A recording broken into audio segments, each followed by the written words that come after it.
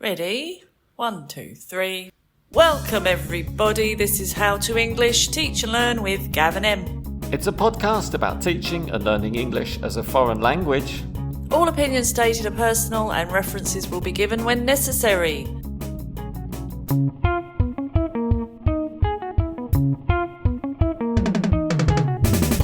Em, we're back. Hi Gav. Welcome back to the show, Em. Welcome to the followers. If you're listening to the podcast, if you're reading the transcription, if you're watching on YouTube, welcome.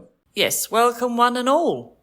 How are you today, Gav? I'm very well, thank you for asking. Wow, you made me feel very welcome. Thank you. You're welcome, Gav. Oh, that's nice. You're welcome and you are also welcome. I feel very welcome right now. Good. Now everybody is comfortable and relaxed. Shall we begin? Yeah, I'm ready. Episode 24. Welcome with IH Manchester. We are literally, currently, as I sit and speak, in Manchester. Yeah, in the heart of the big city, Manchester, a major city in the northwest of England, a thriving metropolis, very cosmopolitan place, so you might hear a bit of background noise today, everyone. And we are one of 500,000 people in this big, beautiful city. And we're going to start the show with a little quiz that I have prepared for you, with help from our friends at Time Out, who suggested some of the best things to do and see in Manchester. Are you ready? And followers, I hope you're ready too. I am ready, Gav, but what do I have to do? You need to guess the missing words in these sentences, which all describe the exciting, vibrant, wonderful city of Manchester. So you mean there's a word missing, you're going to just describe the word and I'm going to say that word? Absolutely, but there's more than a word. There are several words missing, Em. Oh, okay. A little bit more challenging then. And followers, I hope you're going to take part two. Number 1, visit the huge range of... It's somewhere where you get coffee and tea and biscuits and cakes and stuff. Bakeries? Coffee shops? Synonym for that? Cafes? Very good. Visit the huge range of cafes, and it's a place where you get drinks, alcoholic drinks if you like. Pubs? Another one? Wine bars? Somewhere between the two. Between a pub and a wine bar? Bar? And the place where you get food. Restaurants? Along the... Road? Manchester's very famous for this watery feature that passes through the city. River? Another word. Canal? Canal. Okay, very good, Em. Visit the huge range of cafes, bars and restaurants along the canal. Well done. Followers, I hope you did just as well as Em. Number 2. Explore Manchester as a UNESCO City of... History? Nice, but I'm thinking more of words and books and... Literature? Literature, as it hosts literary events and tours. Visit the Manchester Central... Library. Oh, well done, Em. Library. Chetham's, the oldest surviving... Book place? I don't know. Library I've said already. Bookshop? It's not, but it's a type of library, maybe for everybody. I thought libraries were for everybody. Not a private library. Public library. Very good. The oldest surviving public library in the English-speaking world. Really? That is amazing. That's fascinating. I think I might pop there this afternoon. That sounds like a great idea. Number 3, Manchester is an amazing destination for somewhere you can dance, listen to some loud music. Clubbing? The place? Clubs. Not daytime clubs. Not daytime clubs. Nightclubs. Nightclubs, very good. Daytime and clubs. Events throughout the year with a huge variety of...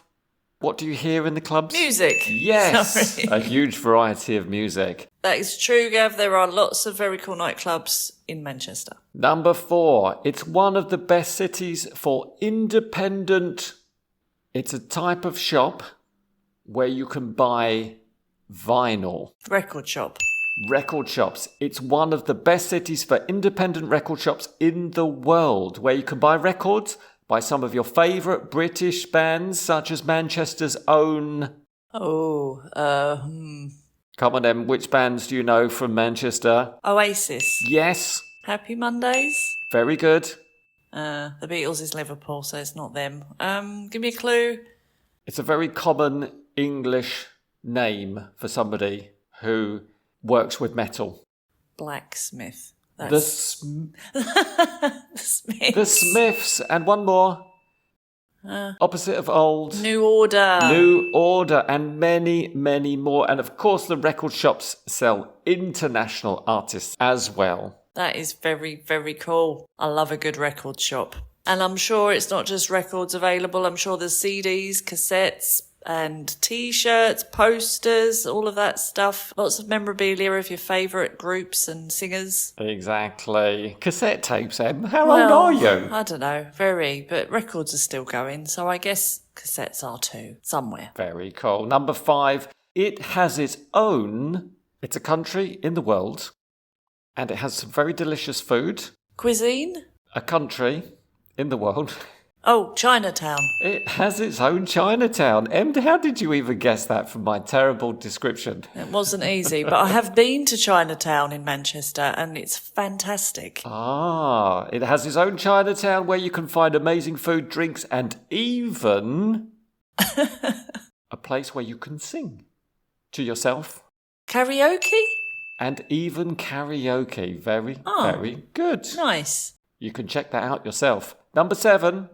Manchester is a great place for second-hand vintage...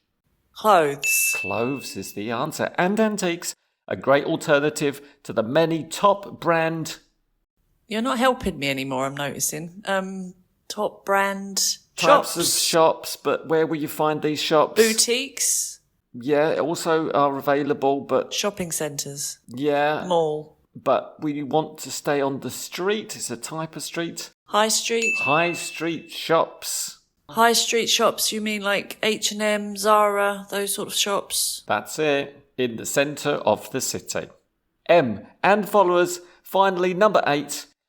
You can find an impressive collection of... Now, these are places where you might find historical objects. Museums. And also... Galleries. Yeah, very good. Why are you surprised? Displaying... Artifacts? Think about the galleries, what's inside them. You might have things made with paint. Art? What's an object made of paint? Painting. Yes, paintings and objects which are not made of paint. Sculptures. Sculptures, very good. This is very random, Gav. So let me read that again. Number 8. An impressive collection of museums and galleries displaying paintings and sculptures from the UK and all over the world. I was in the Manchester Art Gallery last week and it is very impressive. Some very, very good pieces in there. Lovely building too. That is a good recommendation from Em. And as a bonus point, let's not forget the football team. Em, have you heard of Manchester United or Manchester City? I think I have. They're quite good, aren't they? I've heard they're very successful. And if you want to see Man United, don't forget to visit their stadium, which is called... I should know this. Old Trafford? Old Trafford is the correct answer. So well done. And thank you again to Time Out for those suggestions of all the fabulous things to do and see in Manchester, UK. Today's episode is about welcoming people. Welcoming our students, welcoming our followers to the show. We've even got a very welcome guest who is called Pete. And Pete is from IH Manchester. I would say probably one of the best language schools in the whole world. That's right, Gav. We've got Pete, who is the marketing and sales manager from International House Manchester. And if you go to IH Manchester's website, it says we teach English in Manchester and online. Do you need to improve your professional English, business English, or prepare for the IELTS exam? Perhaps you need to improve your general English for travel, holidays, or making friends? We can help you. Our face-to-face English course at our Manchester English School will give you confidence to speak English well, and we teach the English you need to succeed. I like that. Results guaranteed. And what's more, IH Manchester also offer an English and football course, so you can improve your English while you train your football skills. That is fabulous. That is such a good offer. Let's listen to Pete now and hear how IH Manchester welcome their students. Hi, my name is Pete and I'm the Director of Marketing and Sales at International House, Manchester. I just wanted to spend a few minutes to tell you a little bit about how we make our students comfortable and happy at our school in central Manchester.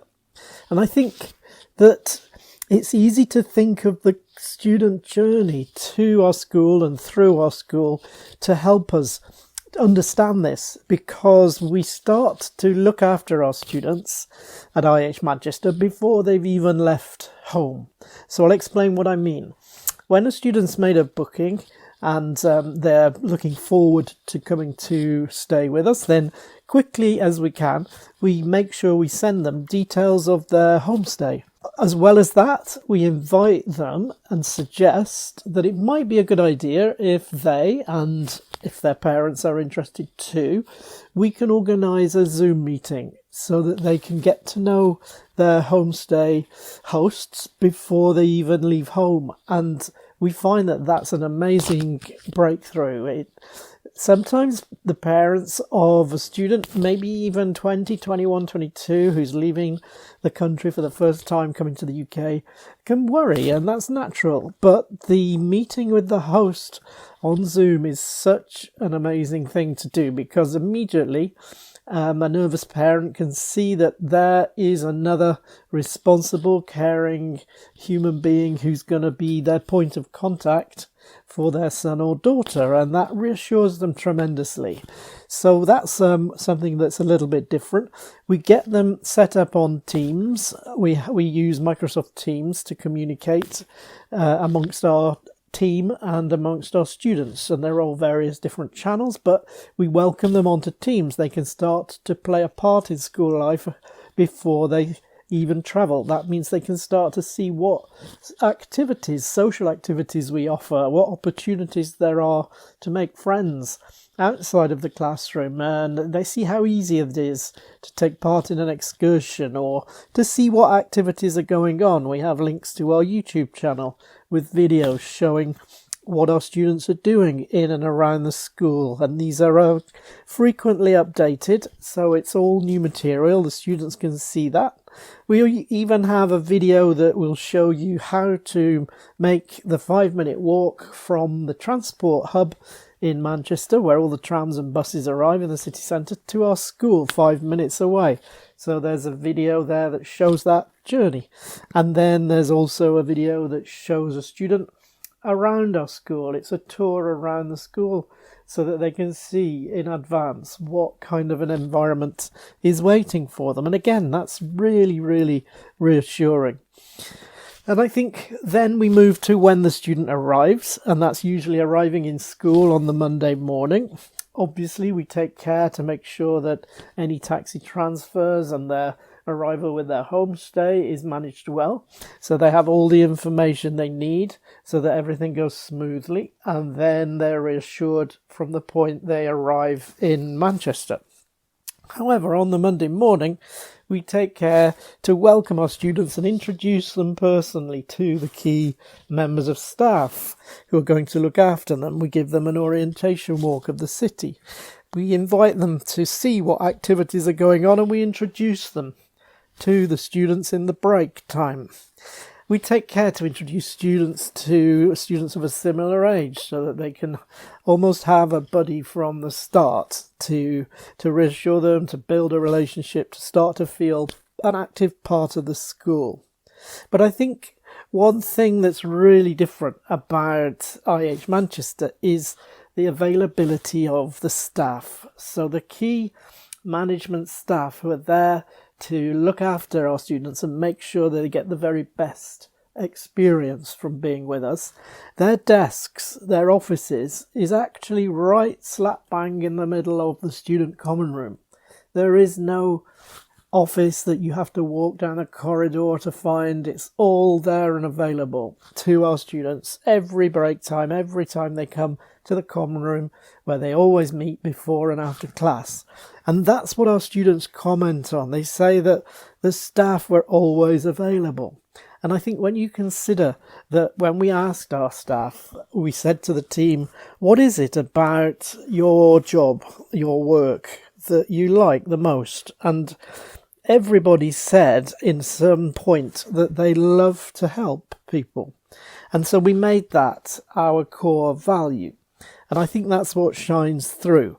And that's what makes our students comment when they leave feedback, that they say they felt at home with us. They felt that they were valued, they were listened to, that they weren't just a number, that we were interested in them as a person. And I think that's what shines through. And I hope I've managed to explain why.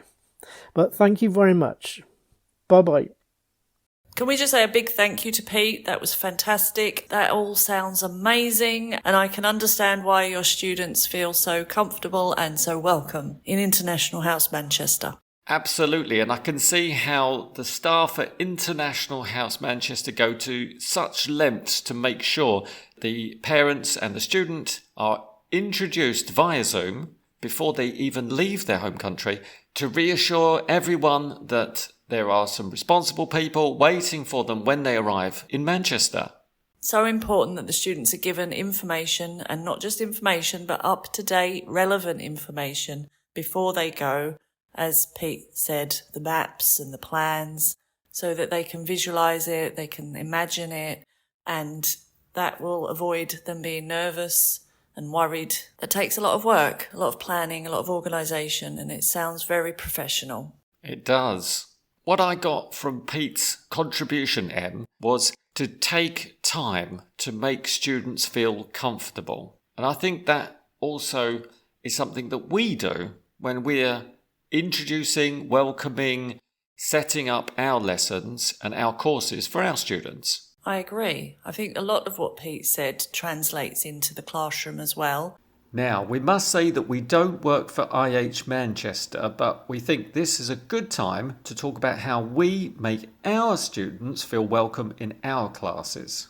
Yeah, I try to send my students a welcome email before they join my group, so that they at least know my name and they've got a phone number and an email to contact me if they need to. So I think that is something to think about if you're a teacher. And what Pete said about being approachable, I think that's really, really important. I like that the teachers' desks are right in the middle of the common room or the students' break room. It's just a nice message to send out that, teachers are there. You can talk to them anytime. There's not a closed door. I noticed that too. That was something that really stood out, that there isn't a division between the teachers and the students. And I hope that's also the case for other teachers, where they don't have this dividing wall between the students and the teachers, but in fact, we're all working together. We're all cooperating to improve the students' ability in learning. It could be something as easy or simple as just not having a desk in your classroom. If you just want to be, so you, the teacher, are in there with your students sitting at the same level, on the same kind of chair, that you haven't got, this big kind of throne in the corner that's your chair. Unapproachable. Nobody can sit there except for you. I think that's sending a message as well. So maybe think about that if you're putting up a kind of barrier to your students where it's me and you're separate. And I liked what Pete said about being interested in the students as a person and that they're not just a number. And I think we can do the same as teachers with our classes, with our students. Look at them as people, think of them as individuals. They're not just one big class. They haven't just got to tick all those boxes. That along that journey of learning, you're going to get to know them, that you're interested in them, and that you're going to find out a lot about them. I hope this resonates with all of our followers, Em. When they think about their students, when they think about their teachers, do they feel welcome in that space? Yeah. Because from a teacher's point of view as well, it can feel a little bit intimidating if you go into a group of students that have become a very close-knit group and you need to somehow find a way of getting on the same level as them so that you're all working together. So it's something for students to think about too. If it seems as if your teacher isn't feeling comfortable, perhaps that's because of your behaviour. How can the student make the teacher feel more welcome then, Em? I like questions, Gav. What kind of questions, Em? Like, how are you? I love it when my students say, how are you, back to me after I've said, hi, how are you? In that automatic way that they learnt at school? Well, there's a difference, I guess, with that automatic way and a genuine question. But I think there's definitely a distinction between the students who seem interested and they comment on what I say and they seem interested. But whether it's just a respect thing that the students don't want to cross a line with teachers and become too familiar. So it might not be that they're not asking questions because they're not interested. It might just be that they see you as an authority figure and that's not in their culture or that's not their natural behaviour. I think letting your students know that you're open to questions and that you're happy to answer their questions from the very beginning really could set up the class to be a very nice, welcoming place. So do that from the very beginning. Say to your students, I like questions. I like you asking questions to me, and I can tell you a bit about myself. Yeah, they might not do it straight away, but at least you've said it at the beginning and you've made it clear that it's okay to do that. And maybe when they get a bit more confident and they get to know you a bit more, then they'll feel, yeah, now's the time to start asking. So it is a two-way street, I think. You've got to make sure your teacher feels comfortable as well. What else can we do, Gav, as teachers to help our students feel welcome and comfortable? I think from the very beginning, the very first lesson, or even before the lesson begins, as you said, send that welcome email. Consider what you're going to study on that course. Is it going to be relevant for the students? Make sure they have some input in the course design, because then they will feel that their needs and their wishes will be fulfilled by their teacher. I agree. That's a nice one as well. So it's a contract between you both and that there's input coming from them and you. I think it's also important, the space, as I said before, about where the chairs are. We learned in our teacher training courses that horseshoe. That horseshoe's good, Gav. Do you like the horseshoe? I do. That's a nice open space. Again, there's no barrier between you and me. We are all learning, developing, working together. You have to kind of put yourself in the middle of the horseshoe as a teacher, I think, but you're definitely... I sometimes go and sit on one of the students' chairs and ask the student to go and sit where I was sitting. Ooh, mix it up. That's nice. So you're rebalancing the dynamics there. You're changing it. That's very good. Circle. You can always sit in a circle where there is no actual focal point. You're all able to see each other and it's clear that you're all on the same level. Make sure you've got nice light in the room. Make sure it's a nice open space, that it's a welcoming space, that there's not just mess everywhere and things half erased off the board and that it doesn't look a bit broken and shabby. I think just try and make it look as best you can, somewhere you would like to spend some time. Does that mean that we can't set rules, boundaries, or even discipline our students, Em? Because we're such lovely, friendly teachers. I think it really depends who you're teaching. I think if you're teaching young kids, then you might need to discipline them. Set up some rules at the beginning, the things you will and will not accept. Maybe that's important. You can still do all the other stuff to make them feel welcome, but you might need to, give them a few class rules. As I teach only adults, I don't feel the need to do that, really. I hope my general demeanour is enough. So that strong, authoritative look, but still friendly, welcoming eyes. There are clear rules about our objectives and aims within the class, but of course, we want you to have fun. We want you to really enjoy yourself and respect each other and get respect back. Yeah, I think always have a welcoming face at the beginning. I think that is really important. I'd try, even if I'm in a bad mood, not to start a lesson with a scowl or a, serious face. It can be hard. I think you've got to sometimes pull it out the bag. Even if I'm having a bad day, I feel like if I put forward that face and that welcoming attitude, my students will lift me up anyway, just from being together and starting in a positive way. Can I ask you a question, Gav? Go ahead. How do you feel about surprising your students? Because I had a student once who asked to have everything sent before the lesson so that he knew exactly what each lesson was going to be about, which Pete mentioned that's very important before a course. But how do you think they respond to surprises in the lessons as the course goes on? And what do you mean by a surprise? You mean like a box of chocolates? No, or like- let's all go to the cinema? Grammar that maybe they haven't done before and you're just springing it on them in the lesson, or maybe a different style of teaching that you've never done before that they might not be familiar with. Do you think that's going to help them or make them feel uncomfortable? I guess it depends a bit on the class. If I think they're okay with me surprising them with a little bit of grammar, I would only teach the grammar if it was relevant to the student, because that's a very important part of teaching, is that what you give the students should be useful. That's true, but I think it also maybe comes from their memories of learning, that perhaps they were given tests at school or that they were suddenly given an exercise they couldn't do and that their teacher punished them or they felt embarrassed in front of other students. I felt like this person had bad experiences in the past and was asking for preparation time so that he could be ready.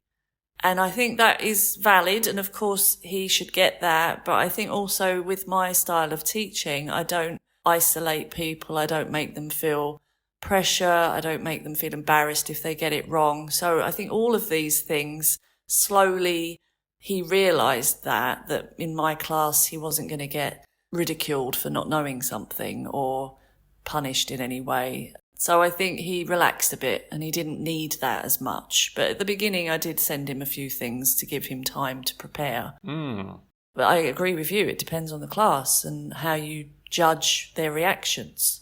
And also, once the students have been with you for a little while and they understand your method of teaching, then hopefully they won't feel too out of their depth when you pull out a new exercise or you ask them a slightly tricky question. Yeah, I think it's a kind of training in that way, that they also trust you, that they get to know you, and that will then provide maybe some comfort for when they go out into the world and there are surprises out there. Well, that's what I was going to say. English does have many surprises, and when you're having a conversation, you suddenly realise, I don't know what that person is saying because I don't know that vocabulary or I don't know that grammar. Or maybe I need to produce some language which I've never used before and I haven't learned. But you have to rely on questions and say, oh, what does that mean? How do I say this? Or let me describe what I mean. You just need those skills instead. So I think it's really, really important as teachers to provide the students the language they need to do that, to describe, to ask questions, to let them know it's okay to ask questions. And give them the confidence so that they don't need to worry when they don't know something and they can put up their hand or they say, Teacher Gav, Teacher Em, I'm sorry, I'm really lost. Yeah. Can you explain what's happening now? So it's all about your reaction to those questions at the beginning as well. You've got to get it right. You've got to immediately say, great, I'm glad you asked that. That's a really good point. Or, maybe other people weren't following me either. I think it's a really good idea to stop now and go back and just show that that is a possibility and that it's fine to do that and that the teacher isn't going to embarrass anyone. I've got a question for you. Go on. What do you do if your student is not fitting into the group? I would focus more on pair work and questions and making sure that the group's working together, maybe a task that involves problem solving where they've all got to find a solution to Some something. collaboration, I like it. Yeah. I think that's something to monitor. If you feel like your students are becoming silos where they're just, on their own all the time, they're not talking to each other, you need to just step back and say, right, okay, now you need to do some talking together or do an activity together. That is a good suggestion. Gav, tricky question. What would you do if you didn't have any interest in your students, that you thought they were really boring?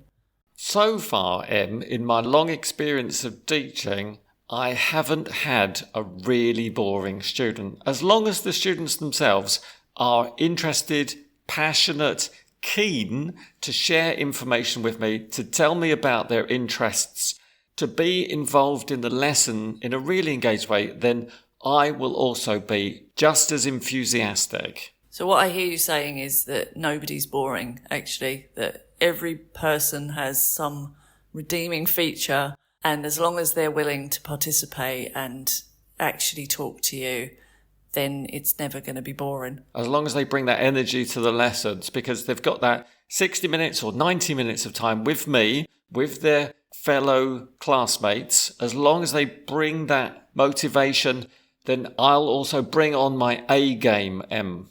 Is that also the same for you? Yeah, I think it's interesting what you said about the energy levels, because I think as a teacher, you can somehow get the energy up. I don't know if my students always have to bring it with them. I'm not sure they always do bring it with them. But I think I can get them a little bit more energized if I act enthusiastic myself. So sometimes I might need to dig a bit deeper to get the atmosphere right. But I think people generally do mirror each other. If the energy's high and, everyone's positive, it's very difficult to just sit there and be a wet blanket. That's absolutely right, Em. And before we get to the final part of the show, I've got a short list of points that might help us summarize today's episode. I would like to know if you agree or disagree, or possibly even strongly agree.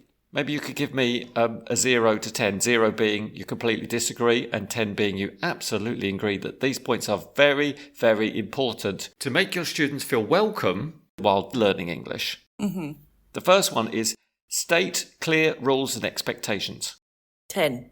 From the beginning of the course. Yeah.